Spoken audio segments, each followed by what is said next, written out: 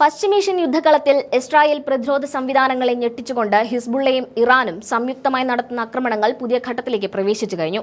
വടക്കൻ ഇസ്രായേൽ ഭാഗങ്ങളിലെ അതീവ രഹസ്യ സ്വഭാവമുള്ള ആശയവിനിമയ സംവിധാനങ്ങളും സൈനിക കേന്ദ്രങ്ങളും ലക്ഷ്യമിട്ടാണ് പുതിയ സൈനിക നീക്കങ്ങൾക്ക് ഇറാൻ തുടക്കം കുറിച്ചിരിക്കുന്നത്. ഇസ്രായേലിന്റെ വടക്കൻ അതിർത്തി മേഖലകളിൽ അർദ്ധരാത്രിയോടെ ഇറാനിൽ നിന്നും ലെബനനിൽ നിന്നുമായി 30ഓളം മിസൈലുകൾ പതിച്ചതായി അന്താരാഷ്ട്ര മാധ്യമങ്ങൾ റിപ്പോർട്ട് ചെയ്തിട്ടുണ്ട്. ഹൈഫയ്ക്ക് സമീപമുള്ള സ്റ്റെല മാരിസ് നാവിക താവളത്തിന് നേരെയുണ്ടായ ആക്രമണമാണ് ഏറ്റവും തന്ത്രപ്രധാനമായ നീക്കമായി കണക്കാക്കപ്പെടുന്നത്. ഇസ്രായേൽ നാവികസേനയുടെ വടക്കൻ തീരപ്രദേശങ്ങളിലെ നിരീക്ഷണത്തിനും നിയന്ത്രണത്തിനുമായി ഉപയോഗിക്കുന്ന സാറ്റലൈറ്റ് കമ്മ്യൂണിക്കേഷൻ കേന്ദ്രവും റഡാർ സൈറ്റും ഇവിടെയാണ് സ്ഥിതി ചെയ്യുന്നത്.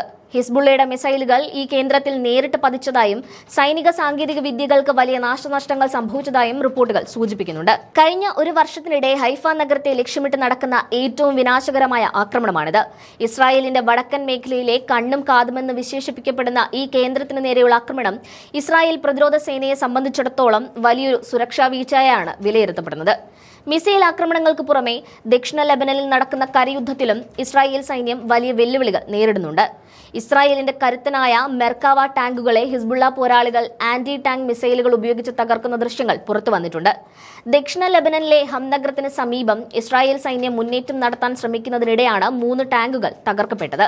ടാങ്കുകൾ വലിയ സ്ഫോടനത്തോടെ കത്തിയമരുന്നതും ഇതിനുള്ളിൽ ഉണ്ടായിരുന്ന സൈനികർക്ക് പരിക്കേറ്റതായും അന്താരാഷ്ട്ര ഏജൻസികൾ റിപ്പോർട്ട് ചെയ്തിട്ടുണ്ട്. ആധുനിക യുദ്ധതന്ത്രങ്ങളിൽ ഇസ്രായേലിന് വലിയ മേധാവിത്വം നൽകുന്ന മെർക്കാവ ടാങ്കുകൾ ഇത്തരത്തിൽ നശിപ്പിക്കപ്പെടുന്നത് കരയുദ്ധത്തിൽ ഇസ്രായേലിന് നേരിടുന്ന വലിയൊരു തിരിച്ചടിയാണ് വിലയിരുത്തപ്പെടുന്നത്. അതേസമയം ഇസ്രായേൽ പ്രതിരോധ സേന ലെബനനിൽ ശക്തമായ വ്യോമാക്രമണങ്ങൾ തുടരുകയാണ്. കഴിഞ്ഞ ഏതാനും ദിവസങ്ങൾക്കുള്ളിൽ ഹിസ്ബുള്ളയുടെ 700-ലധികം താവളങ്ങളിൽ ബോംബ് വർഷിച്ചതായി ഇസ്രായേൽ ഔദ്യോഗികമായി അവകാശപ്പെട്ടു. ഹിസ്ബുള്ളയുടെ ഏറ്റവും കരുത്തരായ സൈന്യ വിഭാഗമായ റദ്വാൻ ഫോഴ്സിന്റെ 100-ലധികം ഒളിത്താവളങ്ങളും ആയുധ സംഭരണശാലകളും തകർത്തതായാണ് ഇസ്രായേൽ പറയുന്നത്. ബെയ്റൂട്ടിലെ ജനവാസ മേഖലകളിൽ ഹിസ്ബുള്ളയുടെ 30ഓളം കെട്ടിടങ്ങൾ ലക്ഷ്യമിട്ടും ഇസ്രായേൽ വ്യോമസേന ആക്രമണം നടത്തിയെന്നും പറയപ്പെടുന്നു. തീവ്രവാദ പ്രവർത്തനങ്ങൾക്കായി സിവിൽ കെട്ടിടങ്ങൾ ഹിസ്ബുള്ള മറയാക്കുന്നുവെന്നാണ് ഇസ്രായേൽ സൈന്യം കുറ്റപ്പെടുത്തുന്നത്. ദക്ഷിണ ലെബനനിലെ 59 മേഖലകളിൽ നിന്ന് ജനങ്ങൾ ഉടൻ ഒഴിഞ്ഞു പോകണമെന്ന് ഇസ്രായേൽ സൈന്യം കർശന നിർദ്ദേശം നൽകിയിട്ടുണ്ട്. ഇറാന്റെ പരമോന്നത നേതാവായിരുന്ന അയത്തുള്ള അലി ഖമേനിയുടെ വധത്തിന് പ്രതികാരമായിട്ടാണ് ഈ ആക്രമണങ്ങൾ നടത്തുന്നതെന്ന് ഹിസ്ബുള്ള പരസ്യമായി പ്രഖ്യാപിച്ചിട്ടുണ്ട്. തങ്ങളുടെ നേതാക്കളെ ലക്ഷ്യം വെക്കുന്ന ഇസ്രായേലിന്റെ നീക്കങ്ങൾക്ക് തക്കതായ മറുപടി നൽകുമെന്നും ഇസ്രായേലിന്റെ തന്ത്രപ്രധാന മേഖലകളെ ലക്ഷ്യം വെച്ച് വരും ദിവസങ്ങളിലും ആക്രമണം തുടരുമെന്നുമാണ് ഹിസ്ബുള്ളയുടെ മുന്നറിയിപ്പ്. ലെബനൻ അതിർത്തിയിൽ ഇസ്രായേൽ സൈന്യത്തെ പൂർണ്ണമായും തടയുമെന്നും തങ്ങളുടെ പോരാളികൾ അവസാന ശ്വാസം വരെ പൊരുതുമെന്നും അവർ പ്രഖ്യാപിച്ചു കഴിഞ്ഞു. ഹിസ്ബുള്ളയുടെ ഈ നിലപാട് പശ്ചിമേഷ്യയിലെ യുദ്ധത്തിന്റെ ദൈർഘ്യം വർദ്ധിപ്പിക്കാനുള്ള സാധ്യതയാണ് തെളിഞ്ഞുവരുന്നത്. നിലവിൽ ലെബനൻ ഭരണകൂടവും വലിയ രാഷ്ട്രീയ പ്രതിസന്ധിയിലാണ്. ഇസ്രായേലിന്റെ കടുത്ത നിബന്ധനകൾ അംഗീകരിച്ച് കീഴടങ്ങണോ അതോ ഹിസ്ബുള്ളയുമായി ചേർന്ന് യുദ്ധവുമായി മുന്നോട്ട് പോകണോ എന്ന കാര്യത്തിൽ രാജ്യത്തിനുള്ളിൽ അഭിപ്രായ വ്യത്യാസങ്ങൾ ശക്തമാണ്.